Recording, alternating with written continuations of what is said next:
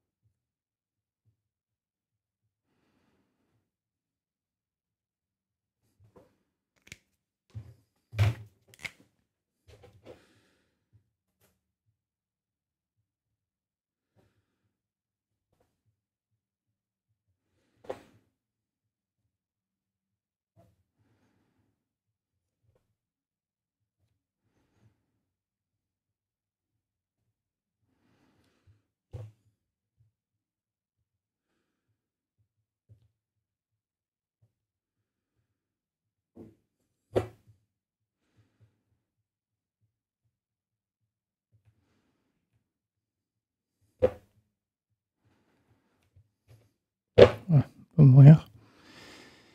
Comprendre. Super, ok, voilà ce que c'est un CRM, c'est tout. Un CRM, ça ne sert qu'à ça.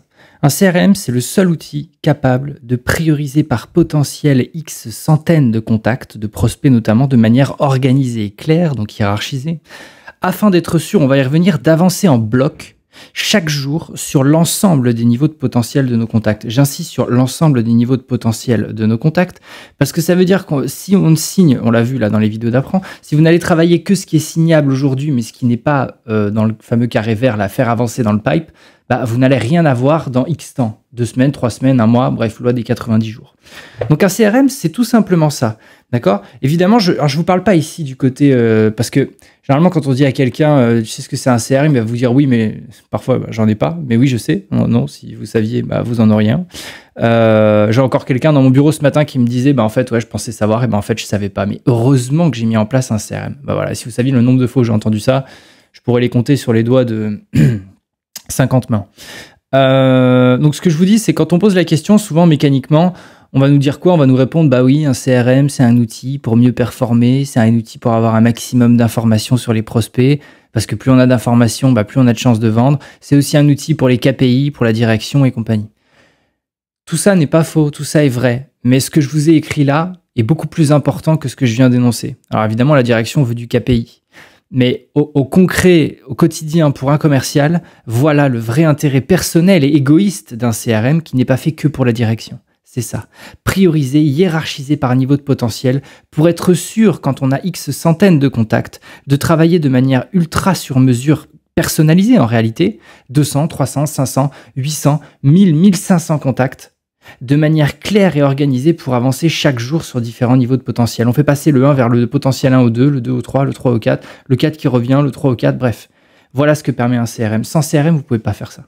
Et pour ceux qui pensent qu'on peut le faire avec un fichier Excel, même si vous êtes un triple ceinture noire, troisième dan d'Excel, vous ne pourrez quand même pas le faire parce que c'est pas fait pour, tout simplement. Donc voilà à quoi sert un CRM. Je voulais le standardiser, enfin je voulais en tout cas l'expliquer, et je vais rentrer un petit peu plus dans la mécanique. Ok, donc on a toujours notre brosse là qui est pas hyper propre, tout ça, c'est pas grave. Quand on met les mains dans le moteur, bah, c'est rarement propre, on va dire ça comme ça. Ça, je pourrais bien passer pour un vendeur de tapis. Ok, donc un CRM, c'est quoi? Regardez, je vais vous faire 2 dessins, un peu rigolos. Encore une fois, le mot prioriser est vraiment la clé du CRM. Ranger, prioriser. C'est pas que ranger, c'est ranger plus hiérarchiser, donc prioriser.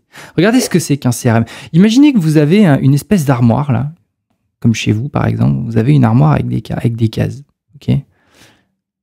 Ouais. Allez, juste pour rigoler, pour ceux qui l'oublieraient parce que je suis pas un pro du dessin.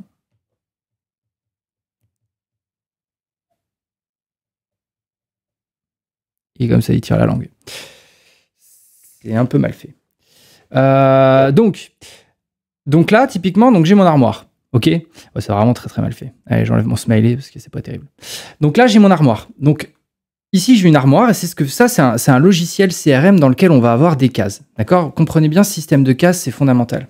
Et un CRM, c'est quoi? Alors j'ai une image que j'utilise souvent qui est l'image des pelotes de laine. Bref, on va dire qu'à la base, ce que vous avez, c'est ça. C'est-à-dire que vous avez je sais pas, un prospect de cette manière. Vous avez des prospects comme ça, des prospects comme ça. C'est des niveaux de potentiel différents. Vous avez un prospect là, un prospect là, un prospect là. Vous allez avoir ça, ça, ça et ça. Ok. Donc, ce que je suis en train de vous montrer là, ici, c'est ce qu'ont la plupart des gens, évidemment la plupart des gens qui n'ont pas de CRM, là, premier point. Mais surtout, quand on travaille sans CRM, en fait, on vient piocher là-dedans un peu tous les jours et des fois, on passe d'un bleu à un rouge, d'un rouge à un vert, d'un vert à... Bref. Et c'est pas hyper clair tout ça. Ça veut pas dire qu'encore une fois, vous n'êtes pas capable de dire, bah, lui, c'est un bleu, lui, c'est un rouge, lui, c'est un vert. Ça veut dire que si vous mettez tout le monde dans le même panier, par définition, c'est-à-dire comme si vous aviez un immense dossier dans lequel vous rangiez tous ces potentiels différents, c'est difficile en termes de lisibilité et de lecture sur le plan commercial de faire un bon travail. Premier point. Ça veut dire que tout l'intérêt d'un CRM, c'est quoi? C'est de créer des dossiers à l'intérieur du CRM, dossier 1, dossier 2, dossier 3, par niveau de potentiel, on va y venir à côté, et de mettre ceux qui ont le même potentiel dans les mêmes cases. Je m'explique. Vous allez voir toutes les implications qu'il y a au fait de faire ce que je suis en train de vous dire. Donc vous avez les rouges ensemble, vous avez lui ici, vous allez avoir lui ici, d'accord? Donc vous les rangez dans votre armoire, qui n'est rien d'autre qu'un dossier. Ici, et après j'ai plus de couleur, donc vous avez qu'à travailler votre imagination. Jaune, violet. Ok, donc mon boulot à moi, ça va être de les ranger ici, d'accord? De ranger dans des cases les mêmes potentiels, tout simplement parce qu'il y a plein d'implications au niveau du planning, au niveau de la manière de travailler, typiquement et notamment l'implication du CRM dans le planning. Vous allez voir ce que je vais vous montrer alors pas cette image-là, mais celle d'après, elle est dingue. Et personne ne fait ça, malheureusement. C'est que quand vous rangez par niveau de potentiel derrière, quand vous êtes capable de faire les mêmes tâches en bloc. C'est-à-dire que si demain, je prends un peu d'avance, dans votre planning, vous savez que tous les jours de 11h à midi, vous faites les bleus, que tous les jours de midi à 13h, vous faites les rouges, de 14 à 15 les noirs et de 16 à 17 les verts, et bien tous les jours, vous avancez en bloc. C'est ça, avancer en bloc. Avancer en bloc chaque jour sur chaque niveau de potentiel, c'est terminer toutes ces journées en ayant fait un peu de rouge, un peu de noir, un peu de lui et un peu de lui. Et là, vous êtes en train de faire passer le niveau 1 au niveau 2, le niveau 2 au niveau 3, le niveau 3 au niveau 4. Beaucoup plus facile de faire de cette manière que là-dedans. Ne serait-ce que pour... il y a 20 000 applications, mais ne serait-ce que pour le niveau d'énergie que vous dépensez. Passer d'un rouge à un jaune, à un vert, à un bleu, à un violet, c'est très compliqué en termes d'énergie. Systématiser pendant la même heure le même niveau de potentiel, c'est beaucoup plus simple. C'est beaucoup plus simple quand vous faites en bloc les choses. Il faut accepter cuisiner les mêmes choses, fait partie aussi du travail d'efficacité d'un commercial, mais pas dans le sens négatif. C'est dans le sens ça demande moins d'énergie, c'est plus agréable et plus sympathique. Et je peux vous rassurer que ça, si le jour où vous le vivez, vous en comprenez la différence. Bref, et donc l'intérêt de faire tout ça, c'est de faire quoi? C'est d'aller créer le seul effet qui a jamais compté dans l'histoire du monde de la vente, d'accord? Qui est celui-là.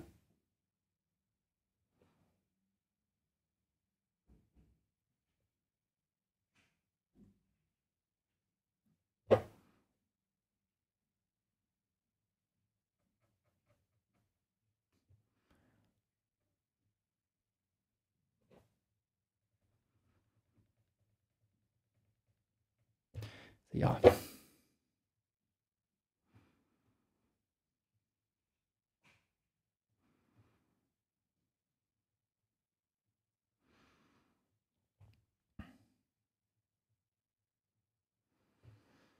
Ok. C'est quoi ça? C'est ça.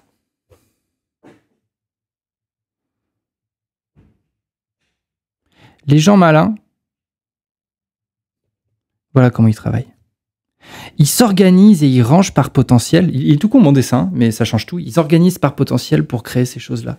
Parce que quand vous travaillez de cette manière organisée par potentiel dans des cases qui sont donc vos dossiers CRM et que vous les rangez de cette manière, vous allez créer cet effet boule de neige qui fait que si ici, là je prends l'exemple, on est le 6 septembre, qui fait que là vous êtes le 6 septembre, là sur celui-ci là. Ici vous allez être le, je sais pas moi, vous allez être mettons le 15 octobre. Ici, bah, il va pas se passer grand chose. Ici vous allez être au, je sais pas, 1er décembre. Ici vous y êtes au 30 janvier. Donc là vous avez passé le point de non-retour et ici vous êtes au 1er mai 2023. C'est passé 8 mois entre la petite et la grosse boule, là, ici. Sauf que ce travail mécanique de fond fait que vous avez déclenché quelque chose qui, par définition, ne peut plus revenir en arrière. Si vous passez ce fameux point de non-retour. C'est ça la clé, en fait. Et notre boulot, c'est d'aller amplifier, d'aller chercher ce point de non-retour, là, pour créer cet effet boule de neige. Et la clé de l'organisation de cet effet boule de neige, c'est quoi? C'est cette fameuse armoire, ce fameux CRM dans lequel on range par potentiel, parce qu'on ne peut pas avoir la rigueur du personnalisé, du sur-mesure, de l'efficace, enfin de l'ultra sur-mesure, par contact, sur 500 contacts, si on raisonne en foutant tous les potentiels dans un même panier. Ça, c'est pas la bonne manière de faire. Ça, c'est la bonne manière de faire. Et encore une fois, la clé, c'est d'aller créer l'effet boule de neige. C'est ça notre boulot. D'ailleurs, je précise quand même que le fait d'être... Je vais quand même l'écrire juste pour qu'on rigole. Parce que ça, c'est un schéma de feignant. Les feignants en vente vont chercher ça. Hein. Parce qu'ils savent très bien, sauf que ici, bah, ça va être du J0. Et ici, ça va être du J, je sais pas, ça va être du J250. Voilà, il faut le courage d'aller jusqu'à 250. Bah ouais, ça trie les gens. Et donc ça, c'est un schéma pour les feignants, sauf que je tiens quand même à le dire. Moi, je suis un immense feignant. Mais le fait d'être feignant n'empêche pas d'être malin et courageux. Ok ? C'est pas parce que vous êtes une feignasse que vous ne pouvez pas être malin et courageux. Ça peut aller ensemble. Ça peut aller ensemble. Par contre, si vous êtes juste feignant, pas malin, pas courageux, bon, je suis pas sûr que vous soyez au bon endroit. Mais bref, peut-être un peu de courage quand même. Bref, rions de ces choses-là, ça fait partie du jeu. Moi, je suis une feignasse, mais j'aime bien travailler de manière maligne. Et le courage, j'ai compris que c'était vraiment au cœur de tout. C'est ce qui trie que ça marche ou que ça marche pas. Ça est important. Donc voilà comment on fait dans une mécanique commerciale. C'est ces dessins qui sont moches. Ils sont tous moches. Par contre, ils sont efficaces et on comprend. Ça, c'est pas bon. Ça, c'est bon. On trie là-dedans. Une fois qu'on trie là-dedans, on fait du personnalisé. On tient sur la distance. Ici, il n'y a que le long terme qui fonctionne. On va y revenir. Ce principe d'effet boule de neige, là, je vais en reparler juste après, qui permet d'aller passer ce fameux no break point, ce point de non-retour, qui fait que vous ne pouvez plus revenir en arrière. Et qu'après, tout ce que vous allez faire sera plus simple, va payer de plus en plus et vous demandera de moins en moins de temps. C'est toujours la même histoire. Et d'ailleurs, le jour où vous passez ce point-là, moi, je vous conseille quoi? Évidemment, de continuer comme si vous étiez là et de ne pas vous reposer sur le laurier. Si vous faites ça, vous ne pouvez plus perdre. Si vous ne pouvez plus perdre, le mot que j'ai employé au début, eh ben, il est bien choisi. On parle de garantie de succès. C'est tout. Je ne peux pas le dire autrement. C'est la garantie de réussir. Tout bête. Voilà. Donc, une fois qu'on a ça, donc je vous ai parlé, une autre implication, pareil, de c'est quoi un bon système commercial. Un truc, ça me fait rigoler, enfin, entre autres, ouais. Enfin, c'est même pas entre autres, d'ailleurs, c'est comme, on va dire, la plupart des trucs, mais ça, j'ai jamais compris pourquoi personne n'en parle. Ça fait vraiment des... pas terrible. Hein. On va faire avec. Vous survivrez. Moi aussi. Ok. Donc oui, quand on range dans des cases, donc les fameuses cases que j'ai mis là avec du rouge, du vert et compagnie, il faut les construire comme une histoire de podium. C'est pas juste une case 1, 2, 3, 4. C'est des cases qui sont liées à des niveaux de podium, en fait, de potentiel. C'est-à-dire que demain, l'idée, c'est de vous imaginez, je sais pas moi, par exemple, un escalier. Donc vous allez avoir un escalier qui va être ici, super, ici, enfin un escalier, on va dire un podium, elle sera plus rigolo, ici, ici, ici, ici. Et donc là, vous allez avoir le potentiel 1, le potentiel 2, le potentiel 3, le 4, le 5 et le 6. Le 6, c'est le client, le 1, c'est le mec, vous l'avez rentré dans le CRM, il faut le trier. 2, 3, 4, bon, on est en train de voir si ça tient la route ou pas. 5, c'est ceux qui sont en closing en cours. Et donc, le boulot, c'est de faire monter là-dedans. Des fois, ça va descendre, bref, mais en tout cas, ça va bouger. Donc ça, c'est quoi? C'est un podium malin. Ça, c'est des noms de dossiers. Alors, il faut être malin par rapport à votre marché, ce que vous faites, évidemment, sur les noms que vous allez donner. Vous les rangez là-dedans, d'accord, dans ces fameux potentiels. Mais pour faire quoi? Regardez ce que je vous dis. Personne ne fait ça. Et ça, c'est... Allez, c'est grave, quoi, de ne pas le faire. 2, 3, 4. Je vous évite d'avoir écrit le dimanche. Mais n'hésitez pas, hein, si besoin. Écrivez-le. Et donc, l'intérêt, c'est quoi? C'est qu'une fois qu'on a nos potentiels et qu'on est capable de dire, par exemple, hop, regardez ce que je vais faire. Je vais faire ça. Alors, évidemment, je mets un peu n'importe quoi, mais pour le principe. Et que vous êtes capable de vous dire que sur ce créneau horaire, vous allez faire le 1, le 2, le 3. Ici, le 5 et le 6. Ici, pourquoi pas, le 7, le 8. Ici, vous allez faire du 6, 7 et 8. Et ici, vous allez faire, je sais pas, 2 et 3. Et bien, quand vous faites ça s'appelle avancer en bloc. Quand vous terminez votre semaine, vous avez avancé à signer ce qui était signable. Vous avez avancé à faire plus tard signer ce qui aujourd'hui n'est pas signable, mais qui mérite d'être travaillé aujourd'hui. Et donc, vous travaillez en fait tout de la bonne manière. Et donc, c'est comme ça qu'on mêle, écoutez bien ce que je vous dis, des noms de dossiers, donc de file d'attente CRM, dans un planning. Dans votre planning, à un horaire, il y a écrit file d'attente numéro 1, file d'attente numéro 2, file d'attente numéro 3. Ça, en termes d'organisation commerciale, c'est dingue en termes d'efficacité. C'est dingue. On peut plus se tromper quand on fonctionne de cette manière. Encore une fois, mon dessin, il est tout bête. Mais quand vous faites ça, ça vous revivez, quoi, parce que ça, c'est juste incroyable en termes de déjà de clarté et d'organisation derrière, quoi. Donc, c'est ça qu'on appelle avancer en bloc. Et encore une fois, dans ma quête du faire du travail personnalisé pour 100, 200, 300, 400, 500 contacts, donc je continue, parce qu'elle est là, la clé de la prospection. Quand on est bon, en fait, en prospection notamment, pas que, mais quand on est bon en prospection, même en vente d'ailleurs, en fait, la clé, c'est le timing. C'est-à-dire qu'après, quand vous mettez ça en place, vous êtes sûr d'être bon, sous-entendu que vous vous formiez et compagnie. Donc, la clé, c'est d'arriver au bon moment. Je vous donne l'exemple du fameux sandwich que je donne souvent. Je vends des sandwichs. Vous avez faim, je viens vous voir à 9h. Bah, a priori, vous n'êtes pas un client. Donc, vous allez me shooter. Je viens à midi, vous avez faim, vous êtes client. Je viens à 15h, vous me shootez. Je viens à 20h ou 18h30 en fonction de votre âge. Et vous allez me dire, OK, c'est bon. Je viens à 23h, vous me shootez. Et ben, c'est la même chose. D'accord? Quand on vend un truc, ça dépend de vos cycles, ça dépend de plein de choses, ça dépend de votre marché, mais c'est exactement la même chose. Et donc, notre boulot à nous, c'est d'aller travailler ces notions de relance dans la recherche du bon timing. C'est pour ça c'est pour ça que la rigueur, et seul le CRM permet ça, la rigueur qu'impose dans le temps les points de contact, donc l'augmentation de la fréquence de points de contact et de leur qualité ne dépend que des informations récoltées par vos commerciaux, sous-entendu qu'ils soient bons, parce que quand vous n'êtes pas bon, vous n'obtenez pas les bonnes infos, donc vous relancez pas au bon moment, donc vous ratez des ventes parce que soit vous arrivez trop tard, soit vous arrivez trop tôt, c'est tout le problème. Et bien ça peut donner tout un tas de choses qui ressemblent un peu à ça. Je vais vous en faire, je vais vous en faire 4 des exemples pour vous faire comprendre encore une fois que la clé, peut-être mettre dans le titre, la clé c'est quoi? C'est la recherche du timing. Quand on est bon, quand on met ça en place, il n'y a plus que le timing qui compte.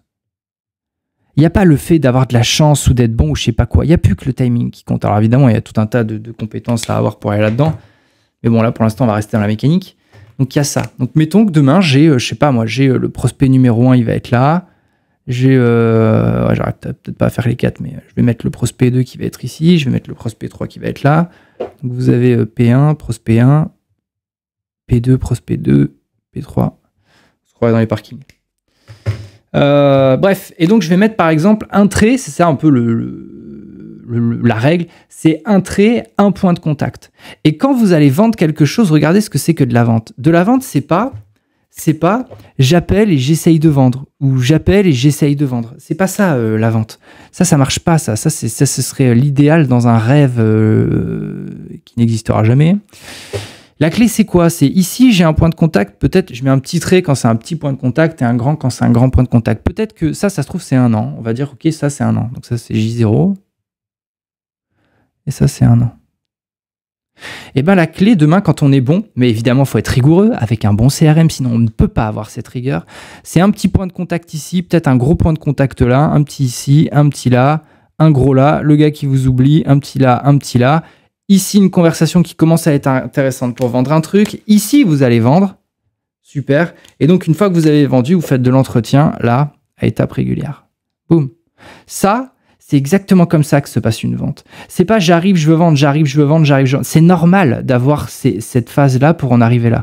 Sauf que quand on est impatient, parce qu'on est mauvais, j'insiste, impatient donc mauvais en vente, quand on est impatient et donc mauvais, on débarque ici en voulant essayer de mettre du verre partout. Alors que la clé, c'est de travailler pour avoir beaucoup de verres qui arriveront probablement dans cette zone, si vous avez été bon là. Mais pas ici. Quelque chose qui ressemblerait à ça, et je vous le souhaite que ça vous arrive.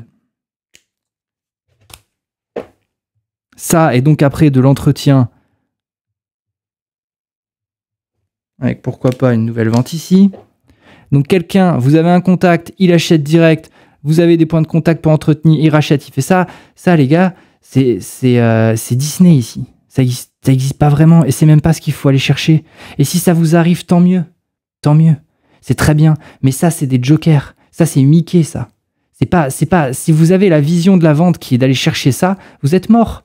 Parce que à chaque fois que vous allez arriver ici, là, jusque-là, vu que vous n'avez pas vendu encore ni ici, ni là, ni là, ni là, qu'est-ce que vous allez faire? Vous allez arrêter. Et donc, il n'y aura pas d'autres points de contact ici. Votre truc, il va être vide, là. Sauf parce qu'à un moment, faut bien le faire et que vous allez vous donner un coup de pied au cul. Vous allez retenter votre chance là, vers par là, hop, et vous allez prendre une cartouche parce que le gars ne vous connaît pas, parce que vous n'aviez pas mis de point de contact. Voilà ce qui va se passer. Donc, la vision là, c'est la mauvaise. La vision là, c'est la bonne. OK? Et après, évidemment, il peut y avoir plein d'autres choses. Hein. Il peut y avoir, par exemple, plein de points de contact intéressants ici. Ça donne pas grand-chose. Finalement, je garde le lien, je renvoie un mail, on rediscute. Boum, pareil. Là, je vends. Super. Et ensuite, l'entretien. Et parce que j'ai été bon, hop, petite surprise, un petit cadeau mais mérité. Je revends un truc ici. Voilà. C'est ça la clé, la recherche du bon timing. Mais on n'est pas impatient. Ça, c'est l'impatient c'est Mickey, ça, c'est Disney. Ça n'existe pas. Ça, c'est même pas ce qu'il faut viser. Hein. C'est ça que je veux vous dire. Hein. D'ailleurs, c'est comme quand on fait de la prospection, c'est rigolo. Les gens en prospection pensent que l'objectif d'une prospection, c'est d'aller chercher des gens intéressés tout de suite. Non. Les gens intéressés tout de suite, qui sont intéressés tout de suite et vous le disent, sont des jokers en prospection. Le but de la prospection, c'est d'aller chercher un maximum de « écoutez, ce que vous dites est intéressant. Pour l'instant, ça m'intéresse pas, mais ça pourrait m'intéresser plus tard. » Parce qu'on a beaucoup plus de chances de trouver ces mecs que des gars pour qui c'est le bon timing. Le timing parfait sur un premier contact en prospection, c'est du joker. Or, si vous considérez que c'est la norme, vous allez avoir des séances de prospection compliquées qui vont vous demander beaucoup d'énergie, vous allez avoir du mal à accepter le rejet, bref, vous êtes un peu dans la mouise. Bref, donc voilà, ça c'est une partie donc, de ce qui va être intéressant à bosser sur le côté CRM. Et un petit truc quand même important, encore une fois, parce que vous comprenez maintenant pourquoi la mécanique commerciale impose une réussite qui va nécessairement être à long terme. Alors, je vais vraiment l'écrire, hein, mais c'est compliqué. Je le réécris parce que j'insiste. Bon, moi, j'ai une manière d'expliquer les choses et un format très propagande, mais ça marche. Donc, comme ça, puis ça permet de...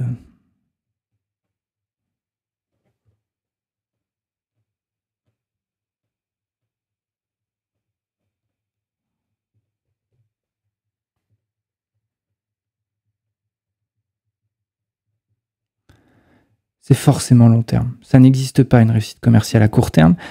Ça n'existe pas. Il y a même pas de... On peut avoir des jokers, un peu de chance et compagnie, mais ça n'existe pas. Ça n'existe pas. D'ailleurs, le livre à lire pour comprendre tout ça, il y en a deux, qui s'appelle en prospection, Fanatical Prospecting, qui est juste incroyable, mais surtout le deuxième qui s'appelle L'effet cumulé, de Darren Hardy. Effet cumulé. L'effet cumulé, c'est quoi? L'effet cumulé, c'est l'art d'avancer de 1% tous les jours,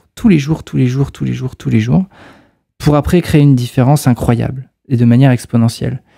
Et d'ailleurs, c'est ça là, c'est pas facile pour les gens qui veulent réussir tout de suite et qui souvent d'ailleurs, alors ça fait partie de, si vous êtes comme ça, allez-y, il faut en rire et le comprendre. Il faut comprendre le process un peu pour le détruire. C'est que il y a pas de courage à essayer d'être impatient pour vouloir réussir vite. Il y a d'ailleurs un manque de courage à vouloir réussir rapidement. La clé, c'est de réussir sur la durée, pas de réussir. On est vendredi, d'ici lundi. C'est pas ça le but. Et si ça vous arrive, c'est super. Mais c'est pas le but. Le but, c'est de cartonner à J90, à J120, à J200 et de manière exponentielle. Si vous êtes malin, accessoirement courageux et feignant, là, vous pouvez réussir. C'est pour ça qu'au tout début de cette conférence, dans la partie 1, j'ai dit Je comprends ceux qui veulent réussir maintenant parce que voilà, ils ont des objets, ils ont tout ça, mais et c'est normal, ça fait partie du jeu. Mais il y a une manière plus maligne d'y arriver. Bah ça, c'est la manière qui est maligne. Et d'ailleurs, dans la manière d'aller gérer ces fameux CRM et compagnie, regardez, et ça c'est super rigolo, c'est super rigolo. On va méditer là-dessus quand même. Ça c'est au croisement du CRM, au croisement de plein de trucs. C'est quoi jouer pour gagner en fait? On va réfléchir à ce truc-là. Ça veut dire quoi jouer pour gagner? Parce qu'en fait, elle est là, la clé de la vente. Hein. C'est de comprendre cette formule. C'est quoi jouer pour gagner? Parce que tout le monde joue pour perdre. Hein. Et puis alors, si vous posez la question, c'est que c'est sûr. Mais c'est pas grave, on va apprendre ce que c'est que. Enfin, on va voir, en tout cas, on va en parler. Gagner, ça respecte des règles. Je m'explique. Quand vous êtes en vente, voilà ce que font les perdants en vente. D'accord? Elle est folle, la phrase que je vais écrire, mais elle est vraie.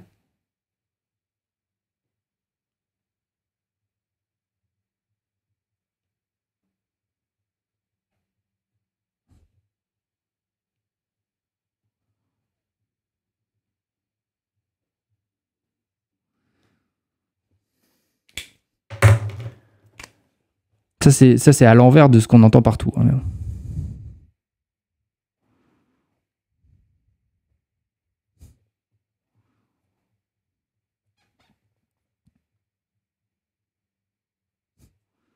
Vous pouvez retourner ce truc-là dans tous les sens. Vous pouvez vous dire que non, parce que la vente, c'est que les chiffres, c'est combien, c'est d'ailleurs combien, c'est ce qu'on dit souvent. C'est le chiffre d'affaires, c'est les marges, c'est tout ça, si vous voulez. Mais le focus, au final, c'est le résultat évidemment qui compte, mais le focus, il doit jamais se faire sur le résultat. C'est les perdants qui focusent un résultat. Parce que par définition, focuser un résultat, se concentrer donc sur un résultat, c'est se concentrer sur quelque chose qu'on peut pas contrôler. Donc c'est complètement con sur le papier. Par contre, les gagnants, eux, focusent un process. Ça change tout, ça. Donc là, c'est le moment où il y en a vraiment qui vont me détester pour avoir écrit ça. Méditez ce truc-là. La clé, c'est de focus le process. Et je vais vous donner un exemple d'ailleurs, parce que là, moi, s'il y a des chefs d'entreprise qui regardent là et qui m'aimaient bien jusque-là, c'est le moment où normalement ils me détestent. Mais du coup, je vais me rattraper. Je vais vous faire gagner. J'imagine que vous jouez au golf. On va rester dans le cliché. Donc 3 points d'index, notamment au putting. Demain, tout le monde sait ce que c'est le putting au golf. Vous savez, c'est quand vous êtes sur le green à la fin, il faut mettre la balle dans le trou. Voilà. Donc c'est les petits coups. Il faut être hyper précis. Vous avez deux manières de putter. Soit vous vous focussez sur le fait de vous dire il faut que la balle rentre dans le trou, elle rentre dans le trou, elle rentre dans le trou, elle rentre dans le trou. Donc c'est le résultat, d'accord? Donc si elle rentre, tant mieux. Si elle rentre pas, tant pis. Première manière de voir les choses. Des fois elle rentrera, des fois pas. Souvent pas d'ailleurs. Quand vous focussez et que vous concentrez sur la fin et sur le résultat. Par contre, ce que vous pouvez faire, c'est faire un focus dans le fait de respecter votre process de routine. L'alignement, être au bon endroit, mettre la phase de putter au bon moment, être capable de faire un coup d'essai en vous concentrant sur le dosage et être capable de délivrer derrière ce qu'on appelle à la gravité, mais bref, plein d'autres choses, le dosage. Mais par contre, écoutez bien ce que je vais vous dire, et c'est là que c'est dingue, c'est qu'une fois que la balle sort de votre putter, en fait, c'est même plus votre boulot de savoir si elle rentre dans la balle ou dans le trou. On s'en fout, en fait. Ce qui compte, c'est que vous vous soyez donné un point parce que vous avez été capable de respecter votre process. Parce que si sur 18 trous, à chaque fois, vous respectez votre process, sous-entendu qu'il soit bien et en process constant d'amélioration, forcément, vous allez rentrer un paquet de putts que vous ne rentrerez pas si vous focussez le résultat. Donc forcément, le résultat sera bien meilleur si vous vous concentrez sur le process par définition. Mais ça, il suffit de le comprendre pour le faire. C'est pareil en vente. Si vous êtes un âne, vous vous concentrez sur la vente de ce soir, de demain, d'après-demain soir. Si vous êtes malin, vous vous concentrez aujourd'hui sur les ventes à J90, J120, J200. De toute façon, les ventes d'aujourd'hui, elles sont faites par rapport à ce que vous avez fait il y a 90 jours. Donc vous pouvez pas le changer, ce truc-là. Hein. Une journée perdue en vente, c'est une journée perdue. Hein. Voilà, à méditer. Alors évidemment, quand on est dirigeant, dire ça à des commerciaux, c'est compliqué parce qu'on est obligé de leur mettre un peu la sauce là-dessus. Et si au final, c'était pas plus malin de leur faire comprendre ces schémas et de leur faire comprendre que la clé, elle est là. Et si on n'allait pas avoir des mecs plus brillants, plus malins, plus performants, plus légers dans leur boulot, avec toutes les implications évidemment qu'il y a, en allant plutôt là-dessus. Ce serait quand même top. Et en plus de ça, quand je vous parle de jouer pour gagner, regardez, je vais vous montrer une autre implication, donc là qui est un peu plus concrète.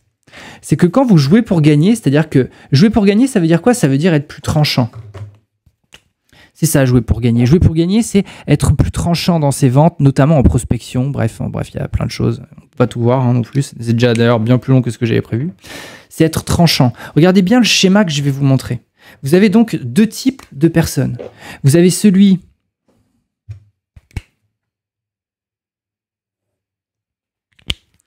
Vous allez avoir donc celui qui joue pour perdre. Mais il s'en rend pas compte, évidemment, par définition. Et ici, joue pour gagner.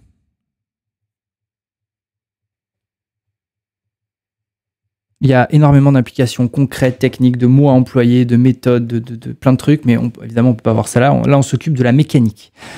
Donc, ici, vous gagnez des deals. Ici, vous perdez des deals. Et donc, ça va être à peu près tous les deals. Ok, super. Donc, je vais mettre la même chose ici. Gagner. Et ici, perdu. Et donc, vous allez avoir dans votre schéma une espèce de truc qui va être là. Là, c'est une espèce pas de moyenne, mais on va dire une moyenne. Allez, on va dire une moyenne, médiane. J'ai raté l'école au CP, moi. C'est pas pour moi. Donc, bref, une espèce de moyenne ici qui fait que si demain vous jouez non pas pour gagner, donc par définition pour perdre, c'est-à-dire que vous ne prenez pas de risques dans vos mots, dans vos avis, dans le fait d'être tranchant, dans le fait de parler de manière passionnée, d'être préparé, d'avoir le courage de ranger son ego, ça fait mal, pour aller sur de la mécanique en socle et ensuite sur vos compétences innées, dont tout le monde vous vante les mérites depuis des années, vous allez avoir ça comme schéma. Vos deals vont se retrouver ici. Il va y avoir ça là, de temps en temps un là, peut-être un là, ouais, un par là, un par là, un par là. Et en fait, vous allez constamment rester sur cette moyenne. Par contre, si demain vous jouez pour gagner, plus tranchant, plus sympa, plus vrai, plus habile, plus honnête, plus vivant, parce que c'est ça que recherchent les gens. Ok, il y a 50 ans, les gens peut-être disaient la vérité, on a appris à mentir avec la pub, c'est devenu la norme et ça a marché. Aujourd'hui, tout le monde ment. Donc quand vous êtes honnête, j'ai envie de vous dire, c'est le meilleur avantage concurrentiel, même au niveau marketing, pas que commercial. Il va se passer ça. Vous allez avoir vos ventes qui vont être ici.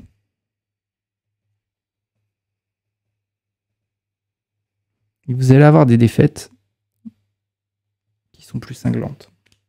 Ok. Pourquoi je vous montre ça ?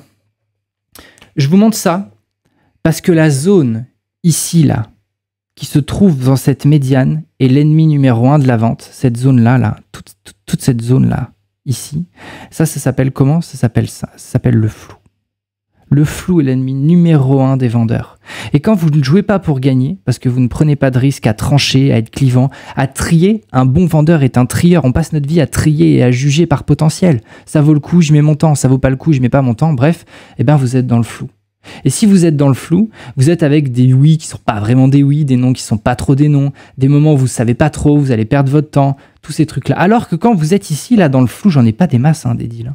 Je vais en avoir un, deux de temps en temps. Et là où ça devient hyper rigolo, mais ça, faut le vivre pour le comprendre, c'est que quand vous commencez à raisonner de cette manière, écoutez bien ce que je vais vous dire, et que vous jouez pour gagner, c'est pas la moitié de ceux-là là, qui montent pour gagner et la moitié pour perdre. C'est les 3/4 qui montent pour gagner. C'est pour ça que vous voyez beaucoup plus de croix vertes en haut. Et un quart qui va descendre où vous allez plus perdre que vous êtes censé perdre. Mais ça permet de gagner un temps énorme et une efficacité dingue. Et même, c'est plus rigolo ici. Ici, c'est beaucoup plus rigolo. Jouer là-dedans. Jouer pour gagner. Là. Parce qu'au final, encore une fois, on en reparlera un petit peu tout à l'heure, mais ça peut pas se faire dans une vidéo, mais on a appris, dans nos métiers, alors qu'on a des gens qui sont géniaux, qui sont hyper sympas dans la vraie vie, dès qu'on va dans le monde professionnel, deviennent formels, ennuyants, moi j'appelle ça parler comme Louis XV et compagnie, alors que la clé, c'est de sortir de tout ça. Et s'il était temps d'aller sortir de ce fameux flou, le flou est vraiment l'ennemi public, mais numéro 1 du vendeur. C'est le flou. Sauf que les prospects ne vous aideront pas à sortir du flou. C'est à vous de rendre impossible le fait d'aller dans le flou et d'oser être clivant pour faire séparer. Est-ce que tu montes en haut? Est-ce que tu descends en bas? Mais choisis un camp. En gros, c'est ça la vente. Donc c'est ce sur quoi nous, évidemment, on doit bosser, tout simplement. Donc voilà. Ça ressemble à ça. Ça fait du bien d'avoir cette vision-là. On comprend mieux. Alors bon, le schéma un peu rétréci, mais comprenez l'idée. Et ce fameux flou. Et donc là, on va aller sur les phases de la vente. Vous allez voir, ça va être top.